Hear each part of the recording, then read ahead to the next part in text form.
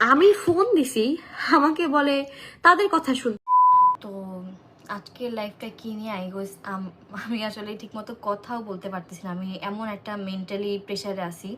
লেগেছে আমার ভাই বউ পাইলে সব ভুলে যায়। বন্ধুরা, হঠাৎ কি এমন হলো অন্তরা এবং ঋতু হোসাইনের? কেন এবার ঋতু হোসাইন রাকিব হোসাইনের টিম ছেড়ে বিদেশে চলে যাচ্ছে? তাহলে কি নষ্ট হয়ে গেল ঋতু এবং অন্তরার সম্পর্ক? এই সব কিছু জানতে পারবেন আজকের এই ভিডিওতে। বন্ধুরা, তুমি যদি রাকিব হোসাইনের ফ্যান হয়ে থাকো তাহলে ভিডিওটি না টেনে শেষ পর্যন্ত দেখো।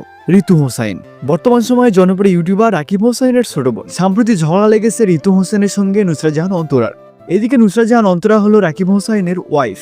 ঋতু হোসাইন বারবার অভিযোগ করে রাকিব হোসাইন নুসরাত জাহান অন্তরাকে বিয়ে করার পর তাকে আর তেমন টাকা পয়সা দেয় না, এবং নুসরাত জাহান অন্তরা নাকি ঋতু হোসাইনের সঙ্গে সব বিষয়ে ভাগ বসায়। ঋতুকে যদি একটা ড্রেস কিনে দেয় তাহলে অন্তরাকে দিতে হয় 2টা ড্রেস কিনে। এই জন্য সাম্প্রতির আগে এবং অভিমানে ঋতু হোসাইন চলে যাচ্ছে বিদেশে। এ বিষয়ে ঋতু হোসাইন বলেন, আমার ভাই বউ পেয়ে সব ভুলে যায়। যখন সে বউয়ের কাছে থাকে তখন দুনিয়ার আর কারো কথা মনে রাখে না। আমাকে যদি আমার ভাই 100 টাকা দেয় তাহলে নুসরাত জাহান অন্তরাকে দিতে হয় 500 টাকা। এইভাবে কি একসঙ্গে থাকা যায়?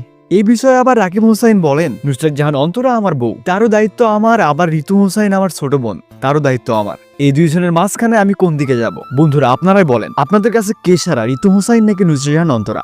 কমেন্ট করে জানিয়ে দিবেন।